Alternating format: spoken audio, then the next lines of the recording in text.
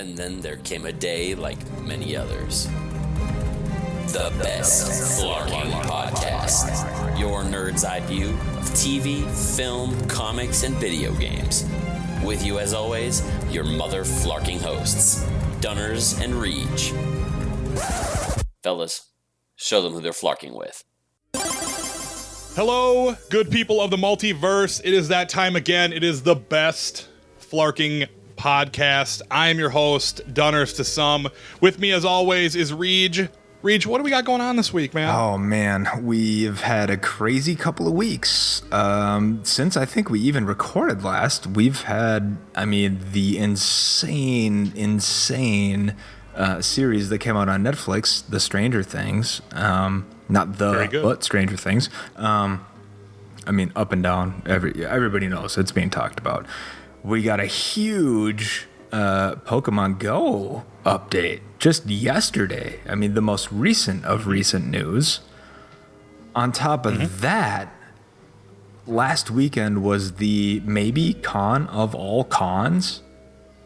You mean Comic-Con, not like there was a con that was pulled that was the most epic con of all time, right? That would be great too. But we had San Diego Comic-Con 2016, which was loaded with so many things, and we'll get into that as the podcast goes on, but we're talking about a Luke Cage teaser, Iron Fist teaser, Defenders teaser, which meant absolutely nothing, but you love it anyways, a Wonder Woman trailer, a Justice League trailer, a Skull Island trailer, we got Ghost Rider confirmed, we got our Black Panther villain, we got Guardians 2 stuff, we got a new Doc Strange trailer, we got Gladiator Hulk armor, we got Thor stuff, and oh my god, we got Brie Larson confirmed as Captain fucking Marvel.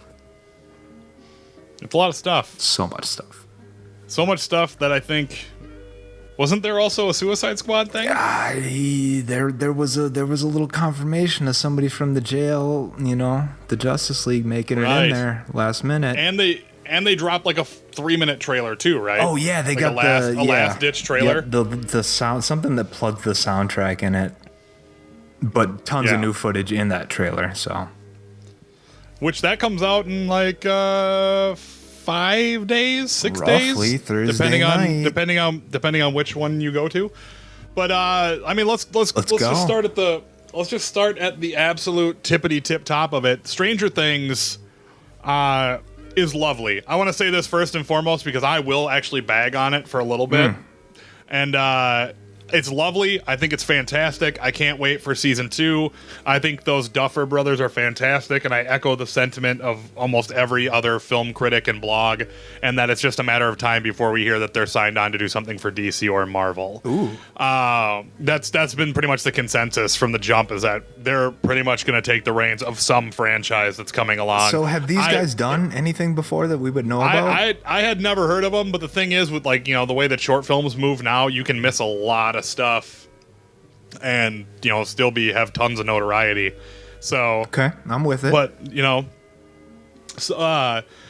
thing I'm gonna bag on about Stranger Things is one of the reasons why I love it. It's super 80s, it's super de duper sci-fi. It's got all the 80s tropes in it, and this is my favorite part about it, and it is also kind of one of the things I don't particularly care for about it. Tell me about it.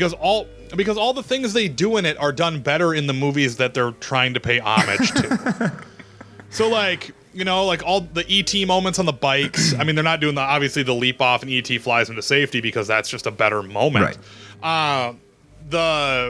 The Nightmare on Elm Street wall push out for the creature is way better in Nightmare on Elm Street than it is in this. It's just there's lots of stuff where it's like, yes, I fucking love those movies. I should fucking watch Nightmare on Elm Street tonight. That's how I feel when I watch an episode of Stranger Things.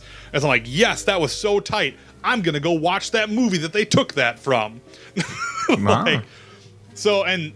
But that being said, the girl who plays 11 is awesome. Queen. She does a fantastic fucking job. Winona Ryder is dope in this movie. Everybody, all the child actors, I would say. Holy. So that's like that's my only bag really on Stranger Things, is that their pieces are better done in the movies that they're paying homage to. I don't you know me, I love visual effects. Yep. I'll go to bat for them all the time. Yep. But the thing is that I think it's a little bit of a misnomer to like have the Thing poster pop up a bunch of times and then have your creature be super CG at the end. I feel like this show, because the monster that they had, for the most part, especially in the ending, they didn't need to do a CG creature for that end fight where they throw him up against the wall and disintegrate him. Yeah, you're speaking to I think a what would the term be? A something that, you know, not a lot of us can, I guess, relate to viewing it. You know, you're a filmmaker, so you. Yeah, well, it's just that like people tend, like audiences in general tend to lean towards the practical side of things. They like to see things done physically if possible. Oh, and, you yeah, know, like especially with Force Awakens and Guardians of the Galaxy and the new Star Trek, even in Star Trek Beyond, the makeup stuff was dope. Well, to your point, in a movie you don't like, though, but the director who does a great job, Guillermo del Toro in Pacific Rim, I think does a great job of practical and CG effects. But definitely, he definitely does. So that's like one of those things where it's like that's kind of a small gripe of like, man, to talk about like to show the Thing a bunch, like the poster for it, which the Thing is widely regarded as the greatest practical effects achievement in the history of film. Okay. Like the things that they do in the Thing are so good. Like the dog disintegrating into like a big Venus flytrap that opens up full of dog heads, and like all this like amazing animatronic stuff that they do and make these amazing monsters. Because even the like Venus flytrap dog head thing in the Thing is exactly how the creature in Stranger Things head works. It flips open just like that. Yeah. So it's like with the four kind of flat. Yeah. And there's parts of it that look like they had a practical, like a puppet head. And it just looked like for that end battle, it just seemed a little wonky. But overall, I mean, like the atmosphere is dope. I think, and this is just the motionographer in me, the title sequence is probably my favorite part of the show. Oh, and that's absolutely. that's not to knock on the show at all, because that's such a just a shitty thing to say. Yep. My favorite part about the show, the title sequence. That's just such a shitty thing to say, but it's just such a dope title sequence that I just get super juiced watching just the Stranger Things fly in. It is, and I didn't even know about it, but until somebody had pointed it out, it's dude. Did you see the same thing? That it's the very font that told us not to copy VHS tapes. Wow, I didn't even realize that is that font. Nope, didn't even realize that at all, which makes it even better. That blue screen that comes on before every VHS tape you ever rented to tell you this is under copyright. Do not copy. That is the Stranger Things font. You are welcome. Don't copy tapes out there, kids.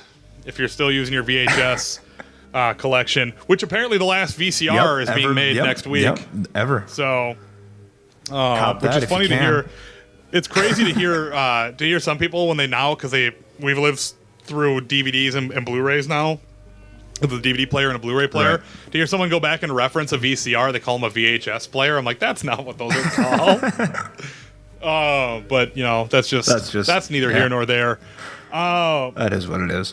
It's 8 incredibly solid episodes. I was actually a little bummed when it was like, it's only 8. Yeah. What happened to the Netflix standard 13? But at the same time, I feel like if they padded it out, the show would be a lot weaker. So I do applaud the 8 episode situation. Agreed. Because I felt that way with Hemlock Grove, where it's like, wow, this would be a great show if there was like 4 episodes less. You know, it's just like if there were just less episodes and I got to have more of the story told to me in this one chunk. Yeah, I'd feel good about it. Having watched that and not watched season 2, I now feel that absolutely. That's why I didn't watch it. Yeah. Yeah, it's like Hemlock Grove would be fucking dope if they just put cut out 4 episodes. Shit. Yeah. It's like, yeah, all of that stuff is great, and you know, and season 2 is better than season 1. I haven't watched any of season 3 though, because there's that exists. There's a finale to the show. Wow. What I just didn't even understand once the tall blonde that's neither here nor there. It's whatever. But no, Stranger Things is what it is. Holy wowie! Just I think takes from. For me, it was just a great trip, and I know everybody said it. It's the proverbial just great trip down memory lane, nostalgia. It's awesome, but it was more than that because it had the sense of creepiness and that sort of scare that it had when I wasn't old enough to watch it. but I was old enough to watch Stand By Me or The Goonies or anything else. This one, I think, kind of kept that very real sense of, hey, we have this terrible thing happening and you need to stay aware of that shit. It's not all, these kids seeking adventure and freedom on their bikes and hanging out with each other and, all this other stuff going on. There's a very real sense of something bad going on.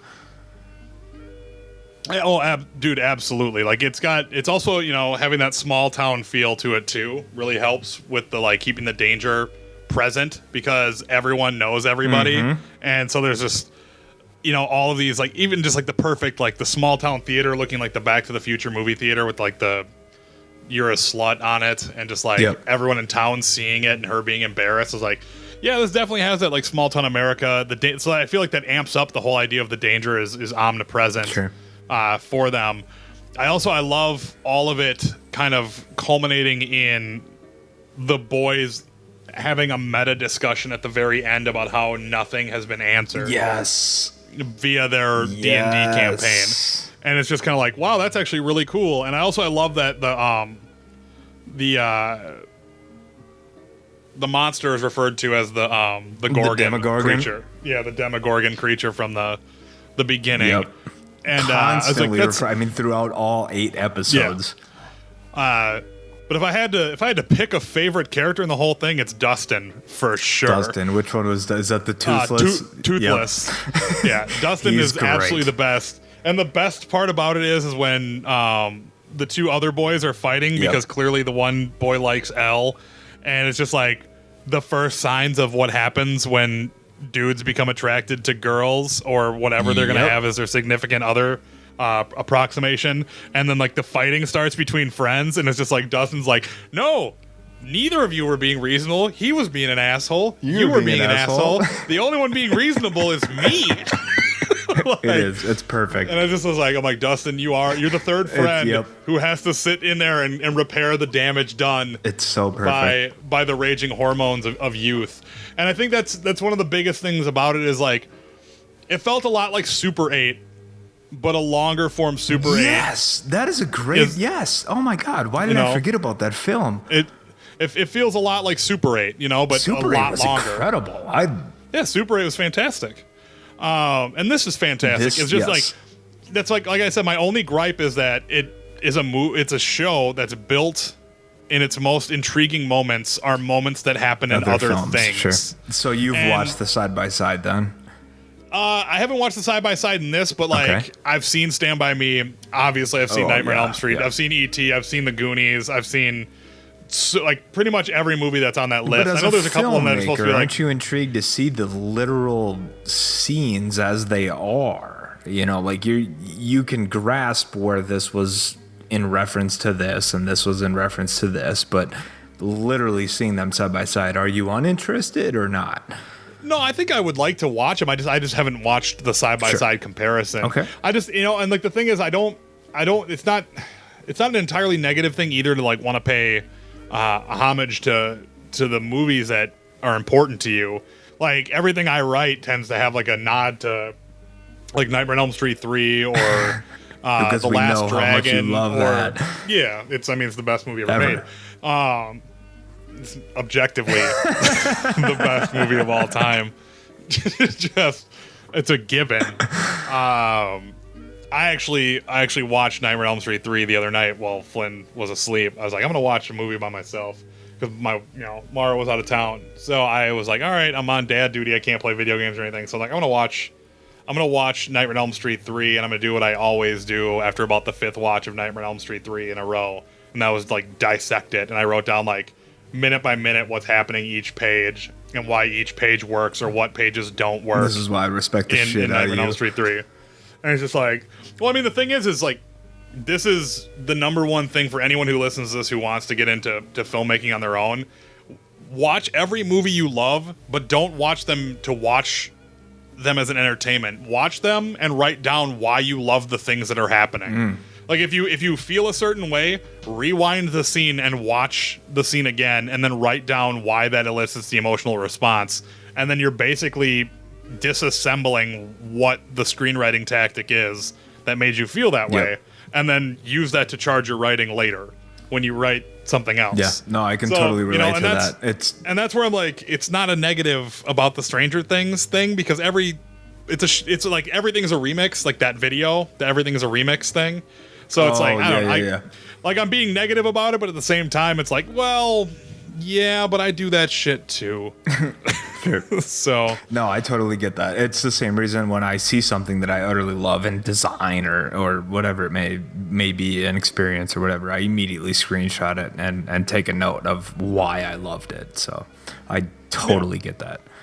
Yeah, it's you use it to make you better. Because if you see something that you think is awesome, document that shit. You should want to know why it's awesome. Yep. The wide-eyed wonderment of like, wow, awesome is great. But eventually, it has to give way because, I swear to God, I've seen Nightmare on Elm Street 3 probably 250 times. Damn. I swear to God, I have. That's crazy. Now I may not have watched it entirely. I might just have it on in the background when I'm doing something.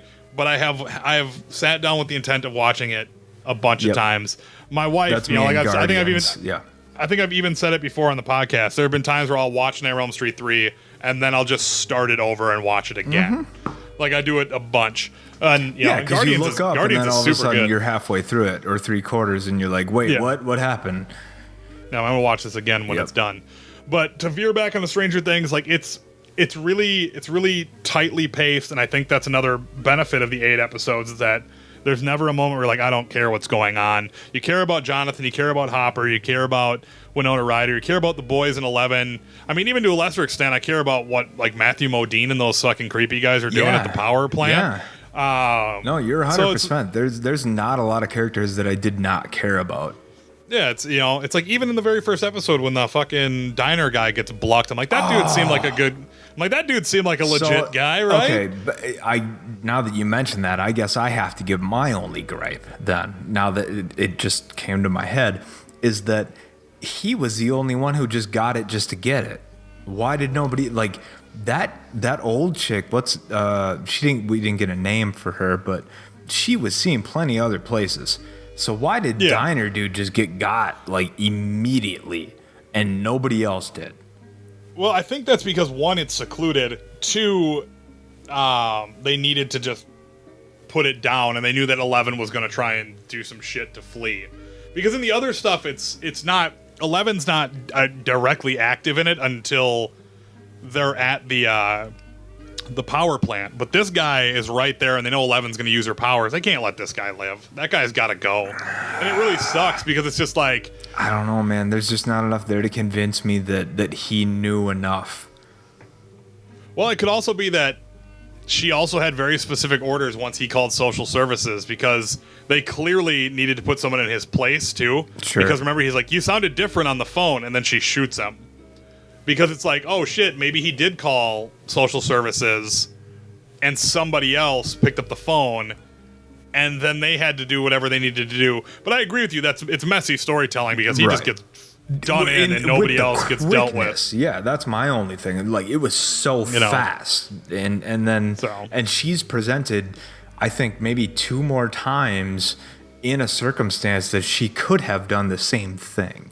Yeah, and she doesn't, right? So I'm just like, why did that guy get it and nobody else did? Well, and I mean, we'll never know because she gets she gets black tar eye murder balled by 11, so she gets upside down because it's like the goop from the upside down coming out of their brains. Yep. So which basically means she kind of merged them halfway between our world and the upside down. Yeah. And that's how it killed them, which is pretty gross. Yeah, that's true. Yep. In theory, though, if I were to build a portal, maybe we could talk about this money. Maybe we talk about it now. Why are you putting up a wall when I'm trying to ask questions? Which is awesome. Oh, I think that's the thing is that him and his girlfriend are watching The Thing. Oh, they are, aren't they? Yeah. Him and his girlfriend are watching The Thing when Dustin calls. Yep. So it's like yet another reference to The Thing. Come on, Stranger Things, you needed to go practical. And you very rarely will ever hear me say you had to go practical. Right. Either way, these guys, please, can we see more?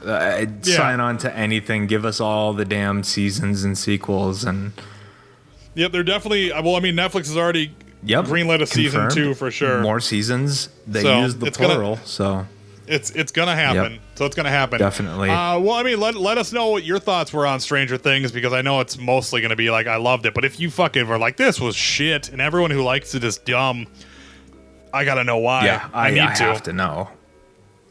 I need to know what your thought process is.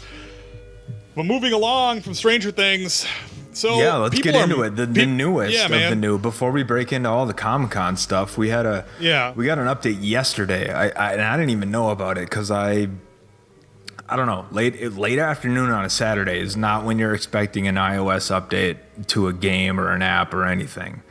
Right. So it's not the most commonly used time. No, certainly not. The only reason I knew is because I opened the app just on the off chance to see if there's anything just floating around in my backyard, and I looked and I was like, oh, the transfer button's been moved to they changed the way all the layout is. You got auto updates on then. Yeah, and it's that's kind of cool. And then I closed out of it, and then I didn't realize I didn't look at the Poke Track or anything like that. It was just they took the steps out, which is I don't even care. Here's the thing is I care about the tracking part, yep. But right now they don't work anyway. So who gives a shit about the steps even being in there? We'll get into that, but I just want to read the changelog as to what they had changed, because we've do it to it. I mean, we've been at this since I think July 7th the game was released, right? Yeah, like a month. Yep. So a little less than a month here. We've been going at things, but I mean, there's been so many third-party services, sites, radars. I don't know how they tap into it because there's obviously not an API available. I don't get it. But anyways, so yesterday we get this update, and the changelog goes as follows. Trainer avatars can now be recustomized from the profile screen. They adjusted some Pokemon Battle move damage values, which means that Vaporeon got nerfed. Like a motherfucker. It needed it though. that shit he was broken. Yeah. And besides that, we got refined certain gym animations, improved memory issues, removed footprints of nearby Pokemon. That's the big one. Adjusted battle damage calculation, various bug fixes, updated Pokemon details UI, updated achievement medals art, which, yeah, because we needed that. But fixed issues with displaying certain map features, and then minor text issues, which seems to be just the heavier weight font across all of your Pokemon displaying. And that's where we ended up as of yesterday at late afternoon, I guess. They also fixed some question mark placements because there was space, question mark, space periods at the end of some of the things. Okay. So they fixed some grammatical errors, which is another one of those minor text things that they did. But the big one being is that due to the removal of footsteps, there was something else that went into place that that stopped all of these radar sites, all of these tracking sites to no longer be of service to anyone. Well, looking at the interviews from Niantic, they're upset because they're data mining. The people who made PokeRadar and PokeVision are using data mining tactics to find out all the code about the Pokemon, and they're using them to ping out where they populate.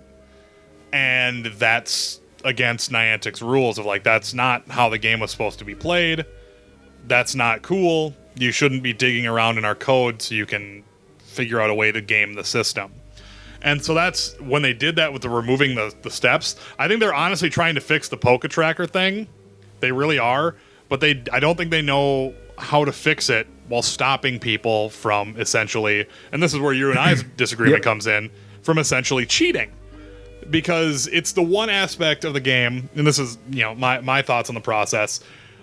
I personally don't care if somebody wants to use Poke Radar or Pokevision, because I downloaded the Poke Radar thing the day it came out. I was like, oh, that's neat. And then I never used it again because it was just like, I don't want to swap back and forth between the two. That's a pain in the ass. But like, if you want to use it, I get it. That's neat. But I do think that's cheating.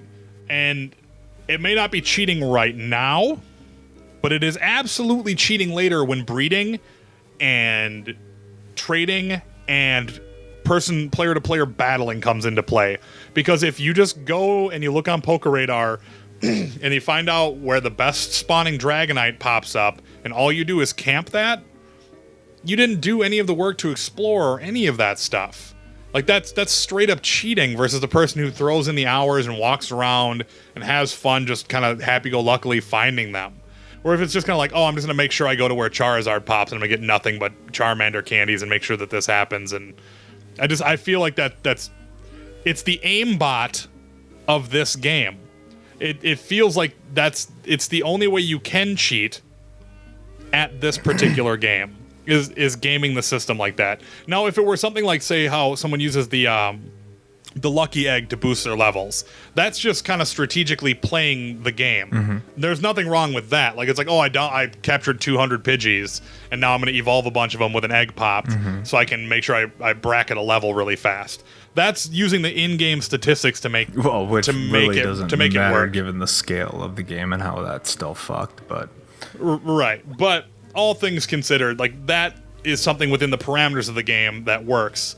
I feel like Niantic feels that when you data mine something out to figure out the locations of where things spawn, and especially when it's like, oh yeah, Mr. Mime only spawns in Europe, and oh yeah, Ditto's gonna spawn in South America. They're stealing their thunder from them and kind of just fucking it over, and furthermore, it doesn't feel like it's the right thing to do.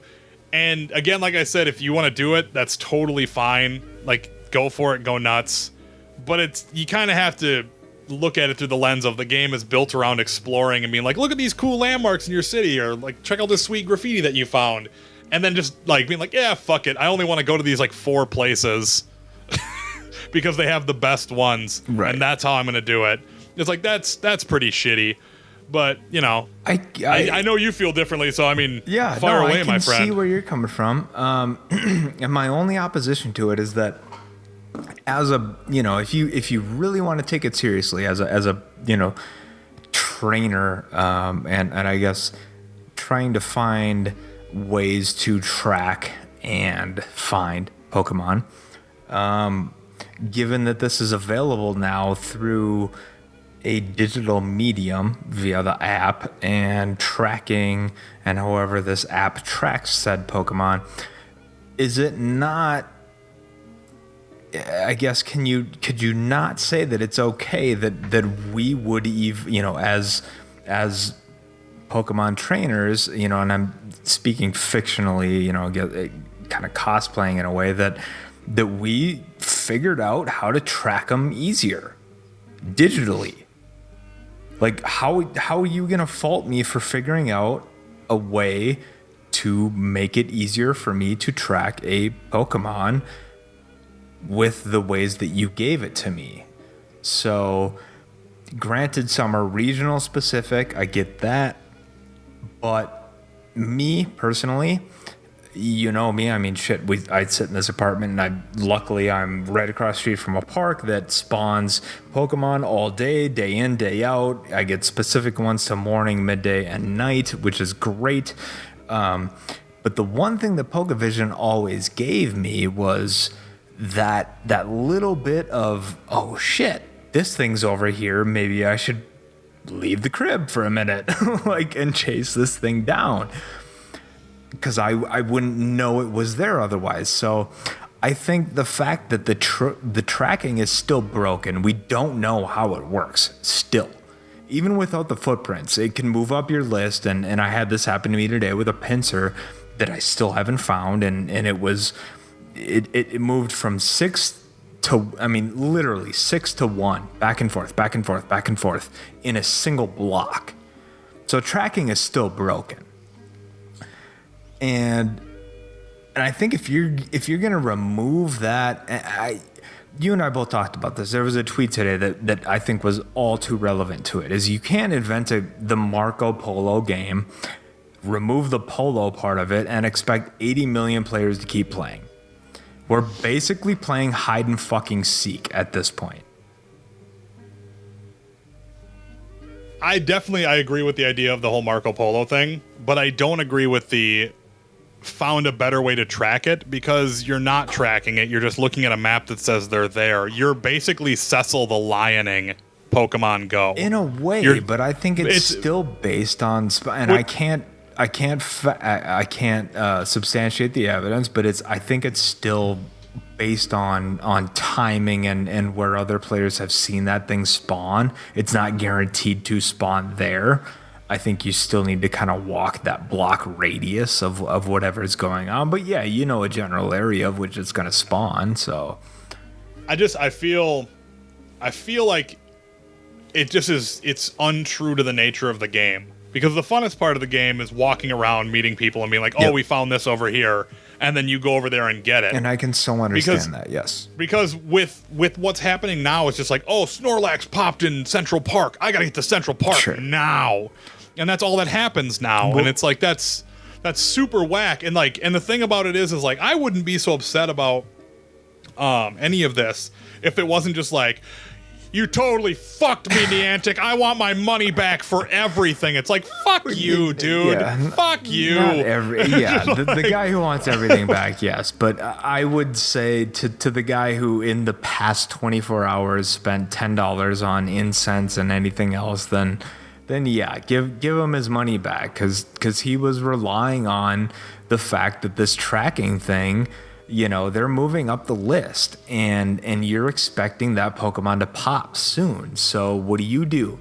You apply some Incense to you know, gather some wild Pokemon around you, hoping that one that you haven't captured yet maybe, you know, gets a whiff of the Incense and fucking, you know, just hops right in there. But that's not the case now. So I totally get it.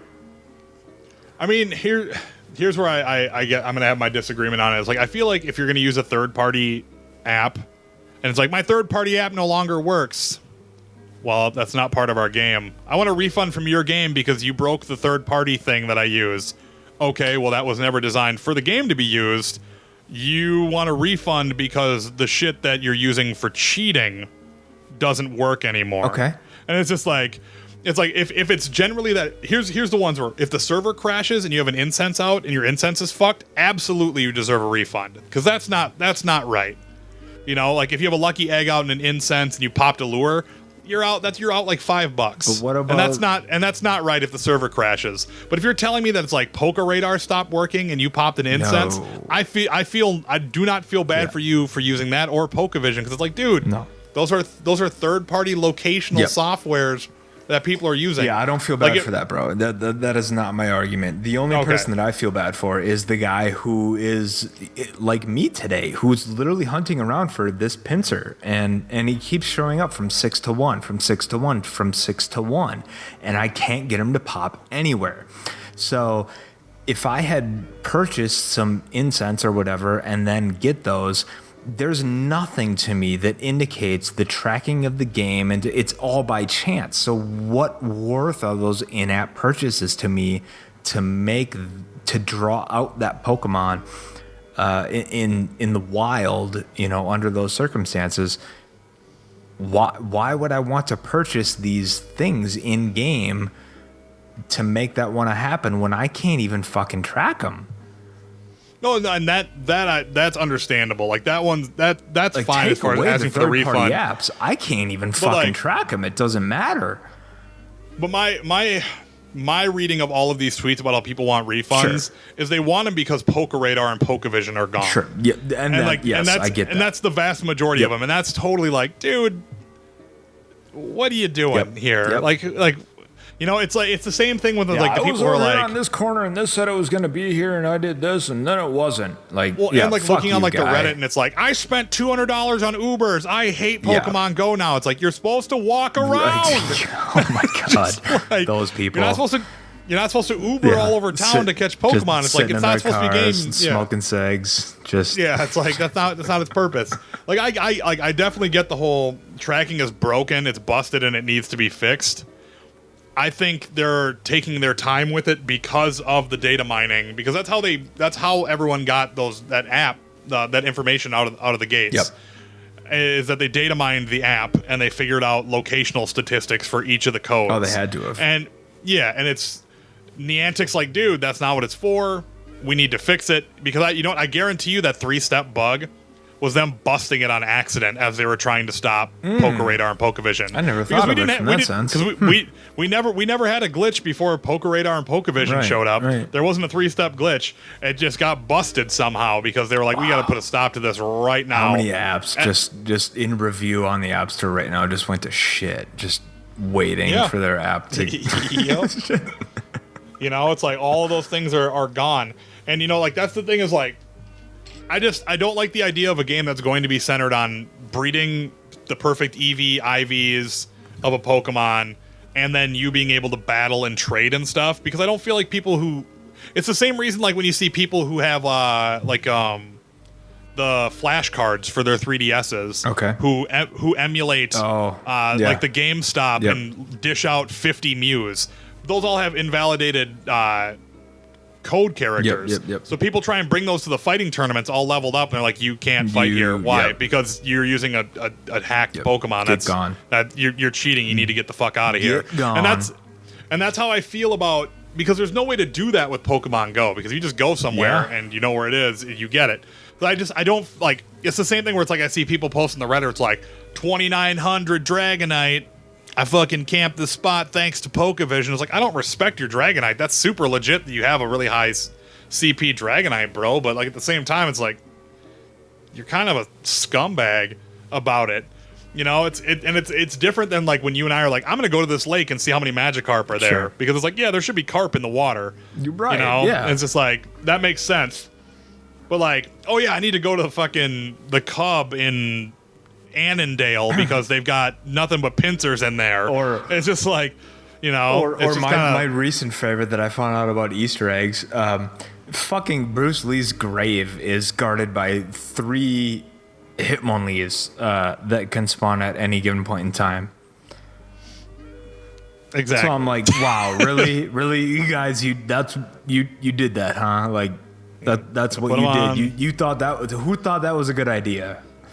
You're going to put them on Bruce's grave. How many people are just sitting at Bruce Lee's grave, just waiting? Fucking ridiculous. At least they're not in the Holocaust Museum anymore. Yeah, just waiting for a coughing. Yeah, just fucking ridiculous. So just ridiculous things. There are some places that, the thing is like, you just shouldn't play them in certain places. Yeah. One of those places is not Veteran Park, because I totally feel like you should go. You go nuts and you go play in Veteran Park. I don't give a shit. No. But you don't do it at the Holocaust Museum. No. And graveyards are super weird because it's just like, that's kind of a bummer. I mean, yeah, but that's a whole nother discussion. But for the Veterans Park thing, that whole thing that popped up with the guy, the veterans attacking him, like that's not it's Veterans Park, but it's like. There's monuments and statues, but it's a public park. It's a park. It still is a park. And I said this on Twitter last night. I was like, if some fucking 68-year-old veteran came up and got in the face of my wife and like shoulder checked her the way that guy did, I would be going to jail. I know, dude, you implicated the shit out of yourself. You should definitely delete that tweet and just. I'm going to jail for just beating the shit out of a veteran in a park. So that's if you're a veteran and you listen to our show, I'm sorry, but if you act a fool, I'm gonna knock you out. It's gonna happen. It's just how it is, man. It's just how it is. Where do you guys land on this whole Pokemon Go thing? Are you with Reg? Are you with me? There's a clear line in the sand. There's a line that's been drawn. Are you a cheater like Reg? Well, I can't be anymore. They don't work. So it's like, I'd like to. I'd be cheating my ass off if they'd let me. Well, you call me a cheater. You and Pete call me a cheater anyways, just because I get the. Just because your goofy ass Wi-Fi. You're just a scumbag for that. I wouldn't call you a cheater for that because you don't control that. That's like your building's Wi-Fi being wonky. You're just a scumbag for being able to do what you do. For living how you live, you're just a piece of shit. Yeah, like it's different. You're not a cheater. You're just a piece of garbage. You're just a piece of human garbage. So there you go. That's me. That's the Pokemon Go wrap up, rippity wrap up for everyone. But on the last week side of things, I mean, holy shit, man.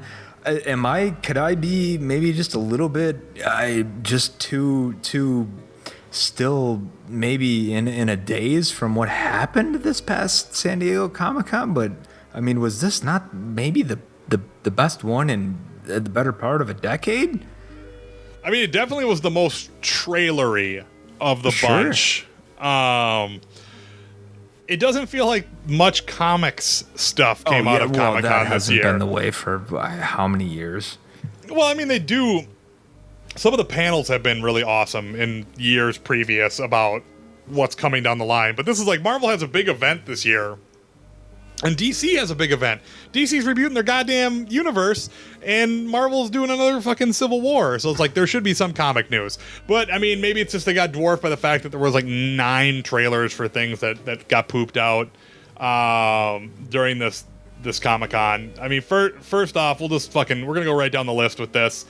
First one being Luke Cage getting his proper trailer, which was great. Beyond getting to great. see some very street level shit, like getting shot and wrapping a car door around someone, and then punching into the wall and grabbing a copper pipe and beating the piss out of someone, or it's actually a lead pipe, not copper pipe, or galvanized steel pipe. All to the awesome music of ODB. Yes. Just when it's just, oh, baby, I like it raw. It's like, this is going to be just a great trailer. For the soundtrack, bro. Like, give me all the East Coast old school rap, please, please, please, please. Gangstar, Wu-Tang, Public Enemy, all the things. Give it to me. And we got to see Cottonmouth at the end of the trailer. Yes! So that was kind of neat. That was pretty neat. And we don't have much longer for that. It's 2 months. September. 2 months. Late September? What is that, mid-September? 60 days. I thought it was... I wanted to say September 30th, but I bet it's like September 17th or something. Mm-hmm. It's like a Friday for sure. For sure. So it's a Friday in September. It's a 2 a.m. on a Friday morning. Because we're Central Time. Right. Or no, it's... Yeah. Yep. 2 a.m. Yeah, No, it's I 2 remember. a.m. I remember waiting for Voltron, and it just 2 didn't a.m. hit. Central Time. So I was trying to think of it because it's like, oh yeah, no, it's midnight when I was on the West Coast. So that bastards.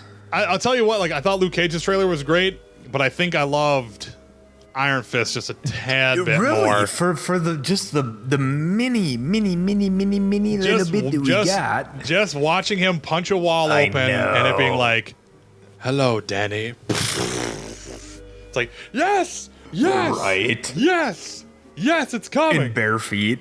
Yeah, it's like, it's coming. And it's like, oh, cool. So it's just because he literally has been living in fucking Kowloon for like the last 25 years. Yep. That's why he's all goofy and fucking dumb and like doesn't understand why anything. For shit. Yeah, well, some people just can't grow beards, me included.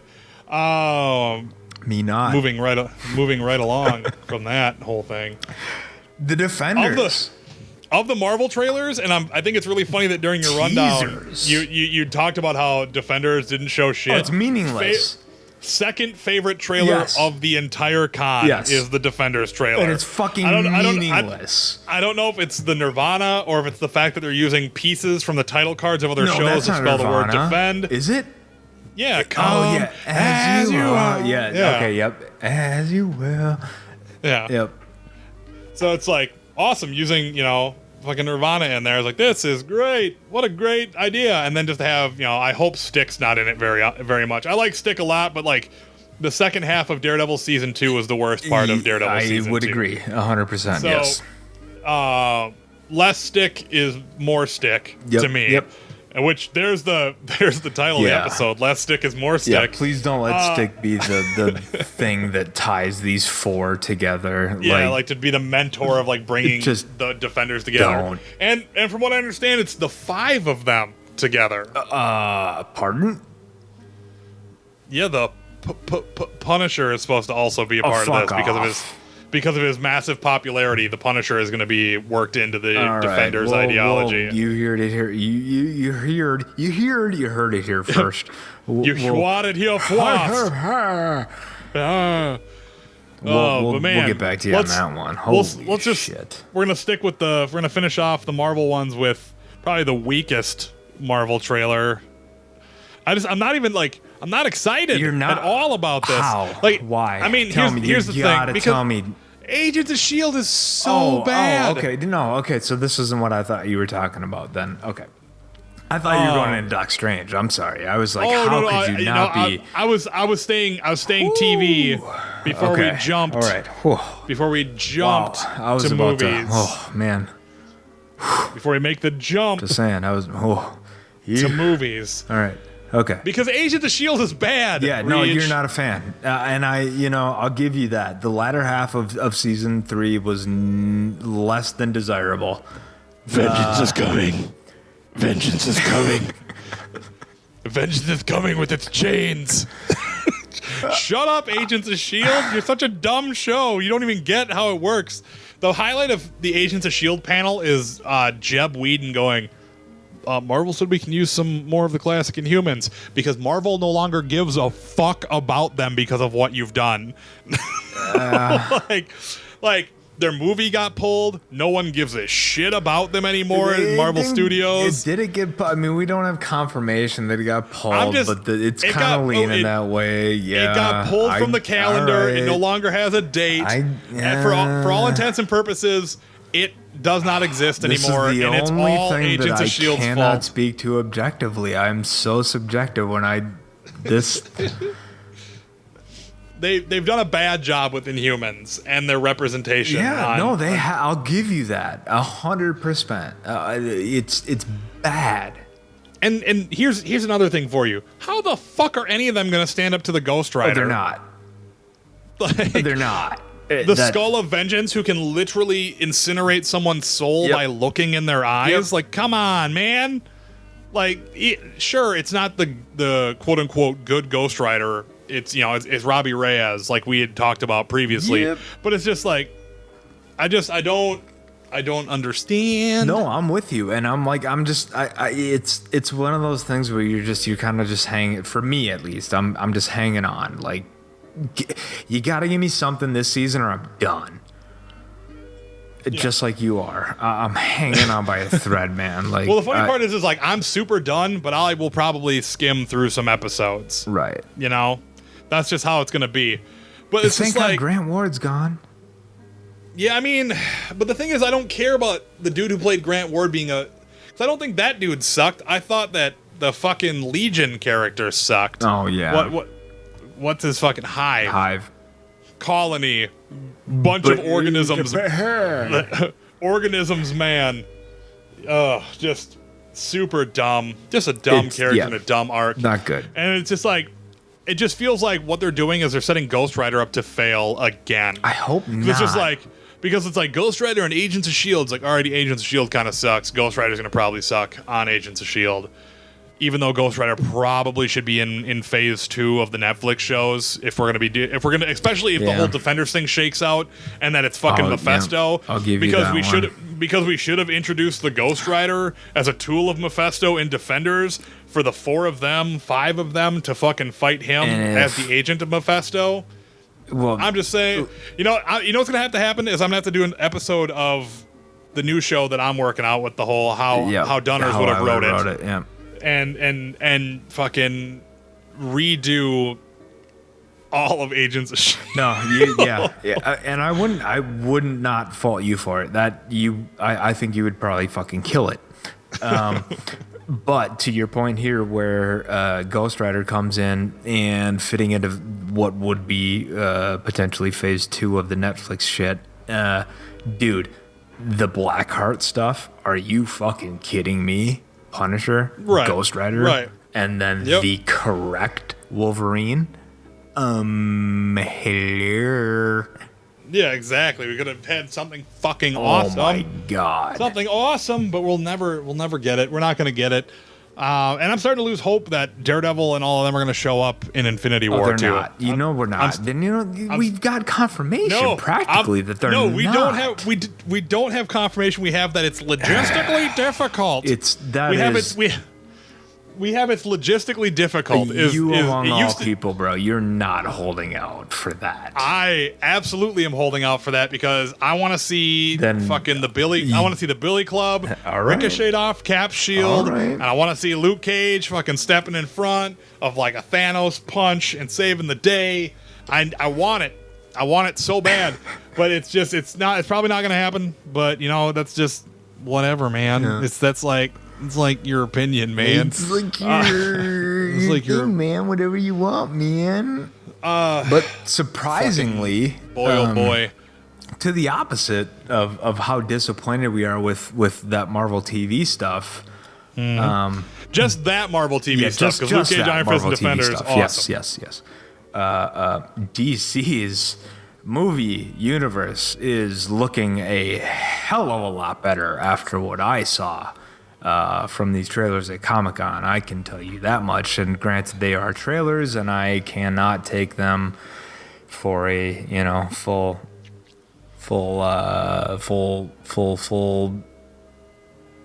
thing of whatever the movie's gonna be. But I'm like, I was just so distraught over BVS. I'm like, what do you want from me anymore? God damn it. But yeah, man, Wonder Woman and Justice League, both surprisingly very, number one, colorful. I mean, shit. Yeah, yep. I think Justice League looks awesome. I think Wonder Woman looks a lot like 300, which can go a couple of different ways. I didn't even, till you mentioned that just now, I didn't even think about that. That's a great reference, yes. I think it can go both ways. I feel like if handled correctly, Wonder Woman can be the glue that binds the DC universe together. Yep. I really do. Conversely, though, if it comes out that it's just like Lady 300, and it's just kind of super dumb, and we have things where it's like, oh, what's a secretary? Well, that sounds like a slave. It's like, oh, God, please don't have it be like tons of cringeworthy jokes for Wonder Woman, which I know is weird because I criticized Batman vs. Superman for not having any jokes, but the thing is I don't want bad jokes if we're gonna do jokes. Like I want good humor, and I want it to play properly. I don't want it to just be dumb for dumbness sake. How stupid is Batman in this universe though? Pretty fucking ridiculous. Because just the oversimplifying of people's metahumans' abilities. Number one. I mean, so you talk to fish. The Aquaman thing where it's like, I hear you can talk to fish. And it's like he's just being a dick to Aquaman. It's like, dude, this didn't work out well when you did it to Superman. Thanks, Richard. It's just like fucking A. Richard Wayne. That's his new name. Dick Wayne. But the Barry Allen stuff, that is really promising because the Flash doesn't seem humdrum and shitty. Like, Ezra Miller still doesn't feel as good as Grant Gustin, but he doesn't feel as scary as the idea of a dark and brooding Flash. Yes, agreed. And the whole, like, I need friends. Like, that was like, there you go, that's the good humor. That's the good humor that you guys should be zeroing in on. Stuff that works. And jettisoning stuff that doesn't, like the secretary slavery line. Not a particularly good. I don't know, I like that one. I don't like it because it's so on the head and lame. It's just so lame for a period piece too, where it's just like, remember when secretaries basically had to do anything some dude said, and they're like, yeah, it's like they're a slave. It's like, that's not the same. It's just like, I don't know. I saw it outside of the secretary role as more as woman and man, but not secretary and boss. I did like the line that made me laugh in the Wonder Woman trailer is the whole, like, I don't have a father, I was created by Zeus. Oh, wow, that's neat. Like, I was like, that, I'm like, all right, I'll laugh at that. I thought that was good. The DC trailer I don't like is I think that Suicide Squad trailer was awful. The soundtrack, the one with all the new footage, then the one that's like almost 4 minutes long. Yeah. I think that's an awful trailer. Okay. And the biggest reason is the other Suicide Squad trailers that have built themselves on the back of excellent soundtracks. These are awful songs. They're like, agreed. Fucking terrible. Agreed. It's like, oh yeah, fucking Ricky Ross and Skrillex fucking coming at you. I was like, this is awful. Huh? Awful. And you know what? I actually kind of like 21 Pilots. And I kind of like 21 Pilots, but just the just like, wow, this is the dumbest trailer ever. Why are these 3 songs knit together? This is so stupid. This is like the dumbest thing ever. And I was just like, none of this feels good. Like the only parts about the trailer that I thought were neat were when they're doing the like, pop. And it was just like, oh, cool, they use sound effects to link stuff.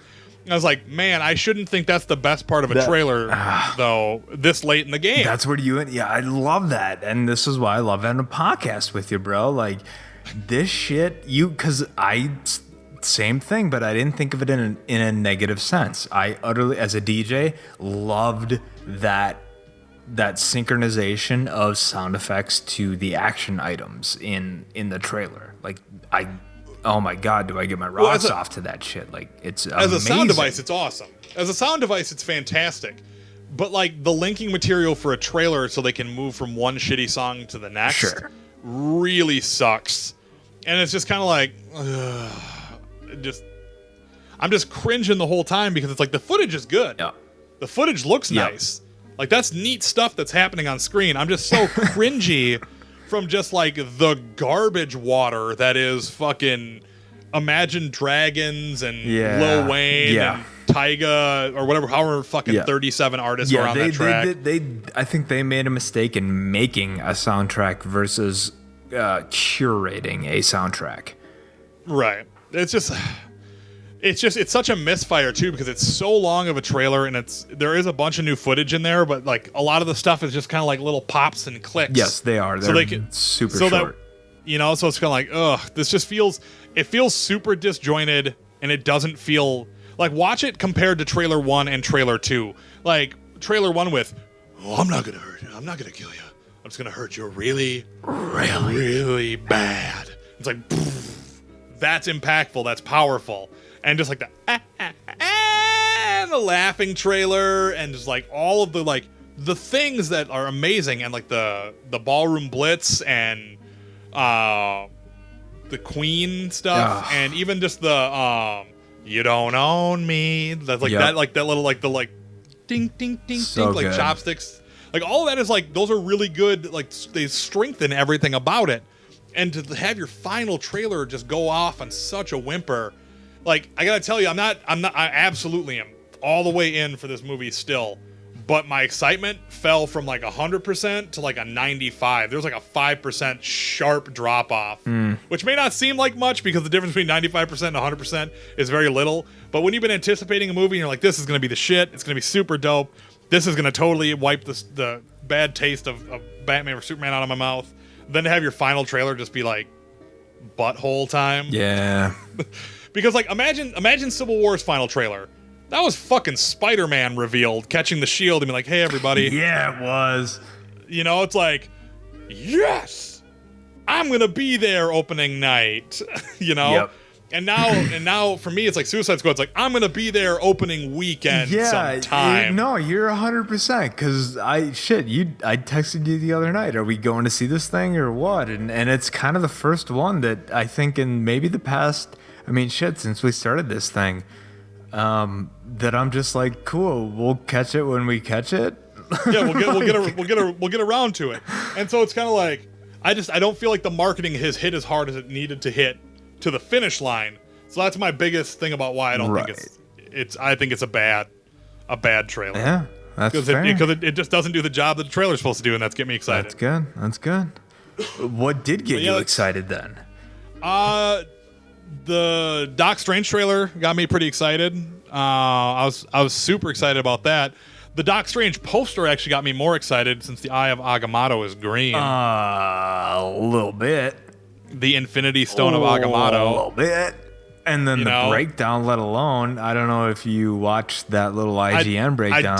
I did watch that. Ooh. That our very nice, I'll just say colleague, since we both do the exact same kind of shit, Jessica Chobot, broke down. Good old Jessica Chobot. She's a nice lady. Did an excellent breakdown. You know, and the I love everything about the trailer. I love the way the magic looks. Yep. I like that fucking Doc Strange has his own golden lasso of truth in the trailer. I think that's really cool that he somehow borrowed that from Wonder Woman. Yep. I think that's neat. I'm very excited. Caecilius still seems really Marvel Phase 2 villainy, though. Like, I am death. I am pain. And it's like, oh, God, you are so a one-off villain who's going to get fucking destroyed. you are so fucking... Well, yeah. You are so Malekith. You are so Ronan the Accuser. The smoke and mirrors, because as they pointed out in that breakdown, is there's a name that has been ever present in all of the credits and the trailers, and we have yet to see anything that he is fucking doing, and that is Benjamin Bratt. Yep, who is also a relatively big name. So... chances are he's an all CG character whose head is made of fire, most likely. Who could you be talking about there, Adam? Ghost Rider. I'm talking about Ghost Rider. Woo, Ghost Rider. Gonna show up in Doc Strange, and then he'll show up on S.H.I.E.L.D. to save the day. No, man, it's Dormammu, man. The man with the plan. I did really like the small nuanced things that the IGN breakdown of that trailer did, like the whole Baron Mordo is going to be having the switching sides towards the end, because in that end of that trailer when we see Caecilius and Strange fighting, he's just watching it. Wow, did they point out some things that honest to God, I mean, unless you caught, a millisecond, 0.5 seconds of the trailer? Well, I mean, this is what happens when you frame by frame a trailer. Holy shit. You know, this is what happens when you just straight up frame by frame a trailer. And one day we'll have a big enough staff that we can have an intern be like, intern, frame by frame this, and then you get back to me, and we're gonna write up some sweet theories about it. I was doing that for a short point in time when I wasn't working, but now I'm working again. So now you can't do it. No. Now you can't do it, man. No more frame by frame. Now you can't do it. But yeah, holy smokes! I mean, who would have caught that shit? Yeah, it's pretty nuts. I think I also think it's really weird that they're gonna do the whole night nurse thing with Rachel McAdams. Yep. Because it's I was like, no, Claire Temple's supposed to be night nurse. This is dumb. Yeah. And I'm like, well, Rachel McAdams, I guess, is a bigger name, but it's that seems really shit. Like, can we have Night Nurse be like Night Nurse Incorporated, where Claire Temple and Rachel McAdams' character? Shit, I'd watch a Netflix series about the two of them patching up superheroes. Give it I to fucking me. would, man. Just that'd be great. And fucking Tony Stark's like, oh man, I got a fucking contusion. Fucking fix me up. Or Spidey, as she mentioned in the I mean, my God, Parker, we know. Having PD show up and take care of business. But the things that impacted me most from Comic-Con and the Marvel side of things are shit I didn't see. The Guardians 2 stuff sounded great. The Thor Ragnarok faux documentary recap was hilarious. Which we've only recently began to see photos from, thankfully. Right. And you know what? We were both a little fired up about the Guardians thing, but I kind of had this suspicion that he came with something that isn't visual effects final, because they've only been in post for a month, and it's like, yep, that makes perfect sense. And you and I think we were both kind of griping about some things, and we've both been very vocal about what's shown at Hall H versus what the public is able to see, versus, hey, could you maybe make it a pay for live streaming one day kind of a thing? But, James, this is where I just hats off, salute, bow, everything. James Gunn, you are so above and beyond anybody, any director, any film related motherfucker that I know. My God, you are the one to hop on Facebook the very next day and say exactly why you do not want to put out this footage to the public, and with reason that I can understand. Exactly. He's like, hey, look, it's not that I don't want to show you guys. It's just that I'm not comfortable showing you guys. Exactly. I'm like, you know what? That's a legitimate understanding. It's like, and it's different when I show 100 people in Hall H one time because they're not going to remember it. Right. And then versus like a trailer where you guys watch them frame by frame to break down what's going on. Over. You know, so I think that's understandable. I kind of like the idea that there's like, you know what, fuck it, here's who's Peter's dad. It's Ego the Living Planet, and he's got a human body, and we're getting that out of the way so that way you guys don't go fucking spoiler nut crazy trying to dissect it, and so I don't have to keep it a secret. And you know, so it's like that's I'm like, I'm into it. I think that's cool. I think this whole new wave of Marvel directing stuff where they're kind of like, this is what I'm willing to share. I'm sharing stuff the whole way. Here's what you got. Here's what you get. Like, I mean, showing the Gladiator Hulk armor. Oh. Like showing that. Wow. Like 2 years ago, that would have been a big reveal in a trailer, right? Holy you know, like shit, that would have been a big thing to show. Now it's just like they're so confident in what they can show and what they don't want to show that it's like, yep, some Planet Hulk style shit's gonna happen. Obviously, we're not getting the Planet Hulk story. Yep. But we also got confirmation that Surtur is in the movie too, so the Ragnarok is gonna be very Ragnarok-like. Very. You know, so that's gonna happen. But I mean, again, it's like those things that we didn't get to see, and probably the biggest thing was how huge of a boon is it for Marvel to get the 2016 Oscar Award winner for Best Actress to be Captain Marvel. Like, the depth of their rosters are getting so talented, it's dumb. It's just dumb. Look at Black Panther.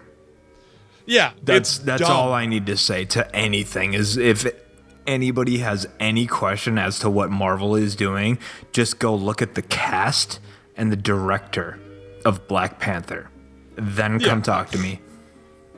To snatch up Coogler, Lupita Nyong'o, I can't remember the gal's name who plays. There's a myriad of names on that movie. I can't remember who the gal who plays Michonne in Walking Dead, but she's the leader of the Dora Milaje.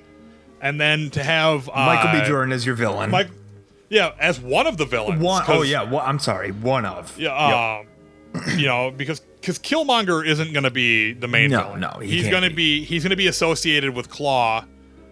And that's you know for a fact that Claw is going to be the guy is going to be setting up, because you know it might not be Claw straight up, because it'll probably be Killmonger and Silverback will be the main villains and Claw floating around in the background. Okay. Because they're going to. This is just my thoughts. Claw is the arch nemesis of the Panther, and you don't want to waste them.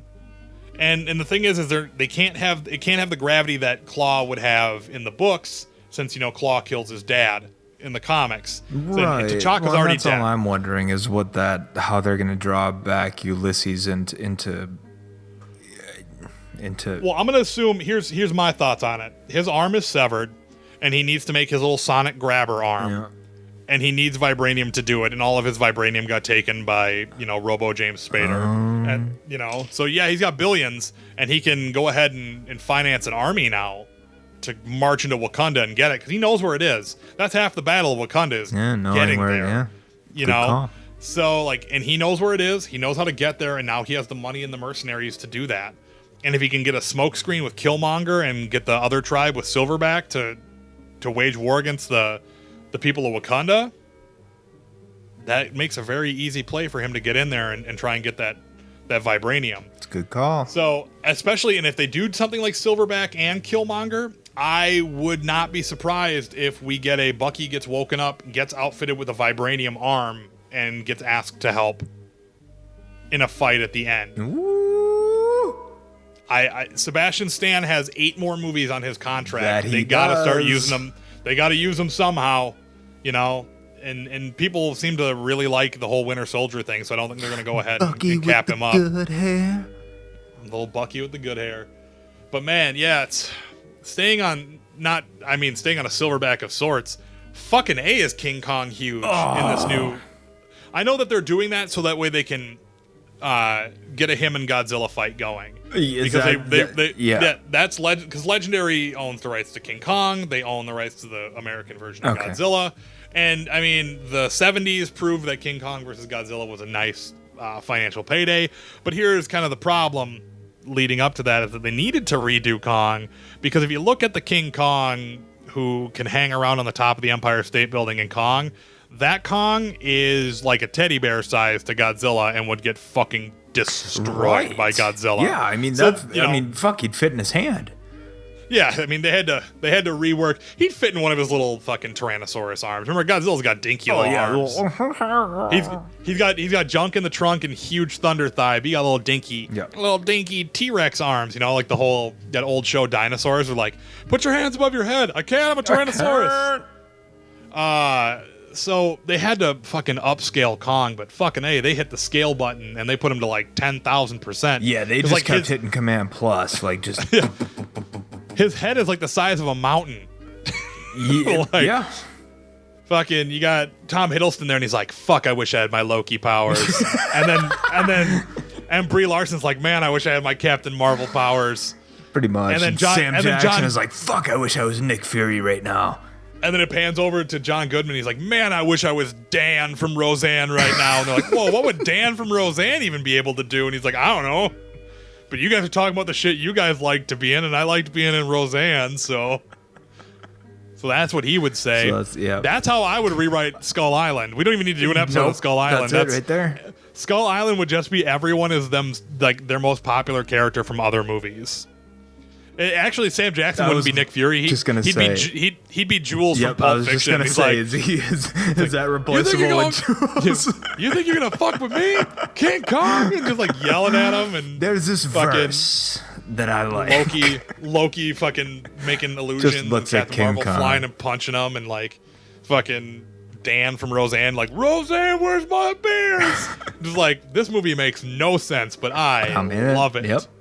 I love it. Oh man! But yeah, holy shit balls, Magoo. There's a lot of trailers, man. There's a lot of trailers, and there's even more like TV stuff. Like we didn't talk about. There's so many other things. We didn't talk about Fantastic Beasts and where to find them. We didn't talk about the Flash. We didn't talk about the Flash season 3 Flashpoint trailer. We didn't talk about any of that stuff, and we're not gonna do it. But like, or let alone what happened with the Killing Joke. Yeah, with like why don't you fucking say it again, pussy? That I do want to talk about. I feel like if you're a screenwriter and you feel that challenged by someone asking you a question, I had to debate you on this one. That there is a problem with it because it's like, man, you want to say that again, pussy? Like I feel like there's a problem in your own shit. There's some hyper masculinity issues at work because it's just like, I don't think you guys are doing a good job of representing the female characters properly. Yeah, I think you're a fucking pussy, you pussy ass bitch pussy, and it's just like, all right, using the female form as an infinitive for weakness. All right, you definitely showed me that you have a firm grasp on what strong female characters are. I just like, it's so dumb because it's just like I ended up downloading Killing Joke because I'm like, I have to see what the hullabaloo is about. I fell asleep and watching the whole thing, it's like so boring. I checked out after she fucks Batman. I was like, that ain't the move. It's just like in maybe Batman the Killing Joke, the fucking XXX porn parody Batgirl fucks Batman. But like if she's gonna fuck anyone, she fucks Robin. Because like that's the whole thing with her and Dick Grayson. Like that's like those two were in love for the whole time. And the weird thing is like they also the guy who produced this movie also was on the comic where Batman got her pregnant and they never tell Dick about it. Yeah, it's just like this dude is obsessed with making Batman and Batgirl fuck, and it's just like, is that Bruce Timm or is that somebody else? Yeah, it's Tim. Okay, it's Bruce Timm, and it's just like, huh? Yeah, I don't get it. I really don't get it. Outside of Donald Trump, I don't know many dudes who want to fuck daughter figures in their lives. Yeah, no, like. You know, it's just like I don't understand because it's like the comics have always established the relationship of Batman and Batgirl as father-daughter, and like I said, other than Donald Trump wanting to be like, if she wasn't my daughter, I'd totally plow her. I've never heard a dude say that. It's like, God, I wish she wasn't my daughter so I could fucking pound that. It's like you're a gross person. You're a disgusting human being, man. Fuck. It's so like I don't know. It just also like, did the animation quality seem lower than the other DC movies? Absolutely, 100% lower. Let alone Batman's bat ears kind of coming out the side of his head. Where I didn't get it. Like, is this supposed to be kind of back before the other movie? Like,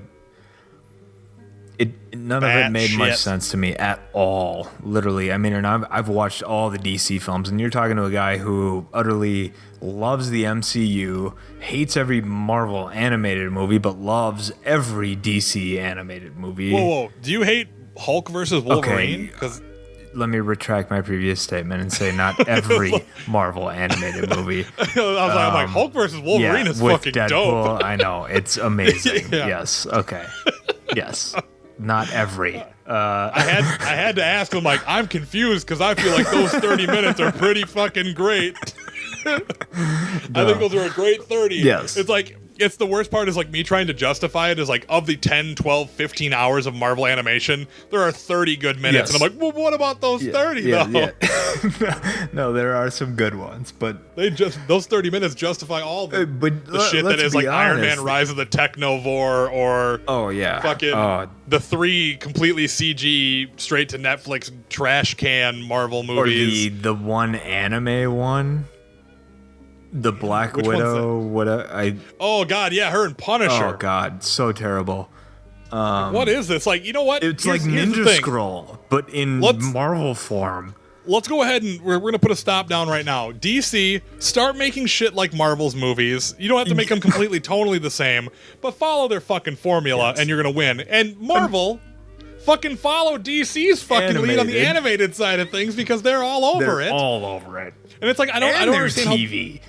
I don't understand how I don't understand how like Marvel's weekly TV shows, because like the Avengers and the Guardians of the Galaxy cartoon and the upcoming Groot and Rocket give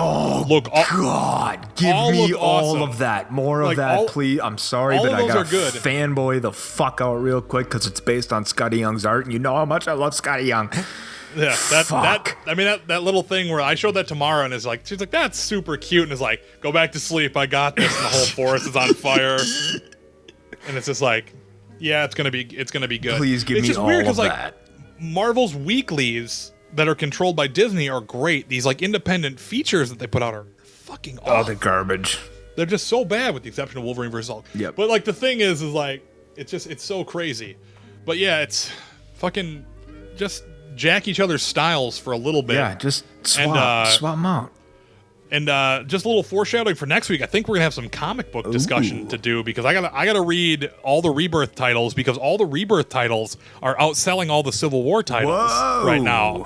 Yeah, I gotta read those, because apparently the reactions to all the tie-ins to Civil War have been bad. People are not happy with how shitty Civil War is unfolding. Okay, so I'm gonna read all. No surprise to me, given the original Civil War. It's a relatively half-baked plan to get the monies. Yeah. But the Rebirth titles are going over really well. Like, apparently Teen Titans, the new Detective Comics, all people just love them to death. Well, so good. Maybe this will get me into DC Comics. Well, apparently the Flash stuff is really, really good. So I have yet to read the original Flash Rebirth, which I was put onto because I asked a friend where I should start with Flash, given that I love the TV show so much. He said Jeff Johns' original Flash Rebirth. Yeah, you could absolutely do that. Also, quick, one more thing before we fucking dip out. You just said Jeff Johns. Jeff Johns is now the Kevin Feige of the DC movie universe. Which hopefully, cross our fingers. Although, like, let's go ahead and, I mean, I think it's a good thing, because Jeff Johns is the man. Yep. But at the same time, he did have a hand in Man of Steel, and he did have a big hand in Batman vs. Superman. So, and here's the biggest knock against him. He had a huge hand in the production of the Green Lantern movie. Massive involvement. So, as long as he's just governing story and not telling the filmmakers how to make their movies, visually, then, I take it. Then it's a good thing. Cool. Well, it's a matter of like, there's a difference between comic book writing and screenwriting, obviously. Like there's a difference between writing a script and writing a book. Right. So like the art, the way that stories are told and manifested in those things are a wee bit different.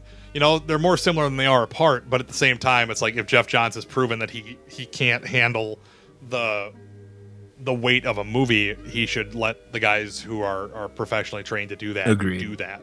But I do think that as a guy steering a franchise where, fucking Zack Snyder comes in and goes, I want Batman to kill people and I want Superman to stop saving people. That Jeff Johns is like, that doesn't really thematically work with who we want these characters to be. So let's go ahead and steer away from that, Zach. And he's like, but that's dissection. It's dissecting the characters. And so there's that. But yeah, so I mean, also we should probably check in next week because I have my Ultimate Alliance bundle on my PS4 now. I do not yet. I also have a bunch of other games that I have acquired. I got XCOM 2, and I rebought Dead Rising 3 because I got it for $7, and that's a great game to mess around with. Got tons of We Happy Few to still play, and Headlander. We Happy Few is a lot of fun. It's definitely very raw and rough, but it is a lot of fun, and it is super weird. It's a very weird survival game. Sounds like we got a game episode weird. Coming up next. I also am going to get Necropolis once they get the fixes in, because apparently the developers have listened and said that there's tons of stuff that they're doing to it. They just wanted to get it out. Blah blah blah blah blah. Okay, and don't we have No Man's Sky? Is that next week or the week after? The 8th. That's in a week and a half. Okay. So it's high time for you to finish any game that you were playing, because No Man's Sky is coming, and it's the only game you'll ever need to play ever again for the rest of your life, apparently. Although I did read a really amazing thing on Giant Bomb. Shout out to Giant Bomb. And Giant Bomb wrote a really cool thing about the game coming out, which is like this great in-depth thing about it. Go to Giant Bomb for that. But moreover, Rock Paper Shotgun also wrote a really, really in-depth I really dig analysis. That name. Oh, dude, yeah, Rock Paper Shotgun is a great video game name, like for a blog for video games. They wrote an awesome thing about how the anticipation of if only No Man's Sky could never come out, because the writer's ideology behind it is like, yep, the ideas in the game are so cool that it's groundbreaking, and it's like, we're going to play it, we're going to feel the future of games. But very seldom do you play the game where you feel that this is the future of the game world, that you have a lot of fun with it. Most of those games are very unfun. Fuck this guy. I don't even want to read this. And very like they're very unfun and very mechanical. And he's like in the shooting in No Man's Sky looks like the lamest type of FPS shooter. He's like, I hate games that shoot like that. Most people hate games that have first-person shooter mechanics like that. He's like, but the idea of me going to a planet and cataloging shit and being able to collect minerals to jump into space, he's like, technologically, that's the coolest sounding thing I've ever heard. I don't want to fuck around collecting fuel on a planet because I can't get off of it. Right. You know, and he's just like, and so I was like, wow, that is a kind of a cool caveat. I'm like, but I fucking love Terraria where all I have to do is collect shit, and it's so weird because I love a bunch of survival games like Don't Starve, all of those things. I'm actually getting a bunch of texts from Sarah in the background like, Don't Starve, the new expansion's out, it's fucking sweet. And I'm like, don't fucking, you're not even in this state. We can't play together, you be quiet. So it's like, PC I feel gamers. Like you just need to get your head out of your ass and fucking finish the deal. God damn it, it's coming. Reach 2.0. It was spring, and then it was summer, now it's fall, and you bet your ass it's going to slide into winter. Hey man, I didn't work bastard. for 60 days. God damn it. That doesn't justify the slide from spring to summer. That only justifies summer to fall. Summer to fall. All right, well, you know, this has been a lot of fun. I think we've reached the end of the road here, and the old dusty trail. For all of your flarking needs, go to motherflarker.com. You can see all of our podcasts, all of our words, and Listbait up there, which Listbait episode 3 coming at the end of this week to follow up on Captain My Captain. This next Listbait is going to, we're shortening them a bit just because of looking at analytics for how you guys like to watch them. There have been a lot of skipping to each piece instead of watching all the way through and be like, I'll watch one, and then I'll go back and watch top 5. And that's what I want to watch. So we're going to do a top 5 for this next one, and probably going forward it'll be top 5 to the top 10s, just to save you a little bit of time. But this next episode is off-limit characters. So characters that Marvel could totally do awesome things with if they actually had the access to using them. So you'll get to hear my theories behind who those characters are and why it would be great to use them. And as a closing thought, a few weeks ago we talked about how Anna Kendrick said that she wanted to be Squirrel Girl. we have another candidate for the Squirrel Girl, and I honestly feel like she should be her. And that's Barb from Stranger Things tweeted out, if there's a running for Squirrel Girl, I feel like since I look like Doreen, I should probably get the job. And I'm all in. As much as I would totally be in on Anna Kendrick doing it too. But like, there's 2 actresses saying you got to make the movie now, Marvel. That's basically the law. And we're talking about it, so you better sign my fucking co-host here on to write that motherfucker. Yeah, so. I gotta write it, and I'll try and direct it. We'll see what happens. Maybe the Duffer Brothers will direct it, and I'll get story credit on it. There we go. But yeah, so look forward to Listbait episode 3, and then maybe a little preview of how Dunners would have wrote it or how I would have wrote it. I haven't settled on what we're gonna call it because I don't think I'm gonna do every episode. I think we'll have guest stars on there. It'll be weird to have some other screenwriters say how Dunners would have wrote it when they're not me. I mean, duh. But yeah, we'll probably have a preview for that because it's going to be a big one, which, like we said earlier, how I would have wrote it is going to be me taking a established property and changing how we would have portrayed that particular story, rearranging characters and story tropes, etc., etc., etc., etc. It's going to be so awesome, you guys. I've gotten just a little bit of a preview, and you guys are you're in for a treat. You're in for a real treat. You're in for a treat, or you are going to be very mad. You're going to be fucking pissed. Like you are going to be furious at the things I say. But I don't give a You're either going to come at this man's neck or just kind of bow down and say, you're going to pat me on the back or stab me in the back. Yeah. It's one or the other when this thing happens. One or the other. But yes, we are motherflarker.com. Go there to check out all of the new stuff. There's stuff being added all the time. We have the words section now with all the trailers. We don't even have to do liner notes for where the trailers are. You can just go right to Motherflarker and look at words. Boom, San Diego Comic-Con wrap up. It's all going to be right there. We're going to start kicking up a little. We're going to start kicking up a little movie reviews. I should make Reej watch these Marvel cartoons again and review them as part of the words thing because he's just like, fuck, they're all so God, they're so bad. They're so fucking bad. But yeah, so go there. Hey, I watched Doctor Strange the other day. God, it's so dumb. It's so dumb. He's a dickhead terrible. In that movie. God damn it, he's such a dickhead. I hate it. So they're so dumb. They're just so bad. Richard Strange. Stephen Strange. Forget what you know, Stephen Strange. Forget what you know, Stephen Strange. I don't want to help these patients. Oh God. Anyways, you're a man looking through a keyhole, through a keyhole, through a keyhole, of a keyhole, through a door, of a keyhole, of a door. Wait, how many doors? How many keyholes? There's like 6. There's like 6 doors and 6 keyholes. No, there's a 7th. Shut up, Wong. You don't know how many doors there are because there's keyholes and there's that would be how I would do Doctor Strange. They're just arguing about how the dimensionalities work for the multiverse. Unbelievable. And that's why Scott Derrickson's doing it, not me. Yep. But yes, we got to get out of here. This is the most Minnesota goodbye we've ever done for this show. We tried to get out of here a bunch of times. Super nice. But anyways, you guys have been fantastic. So fantastic. We have been just a little bit better. Just a wee bit. I've been Dunners. He's been Reej. And we will see you guys next time on the best Flarking Podcast. Peace. See ya.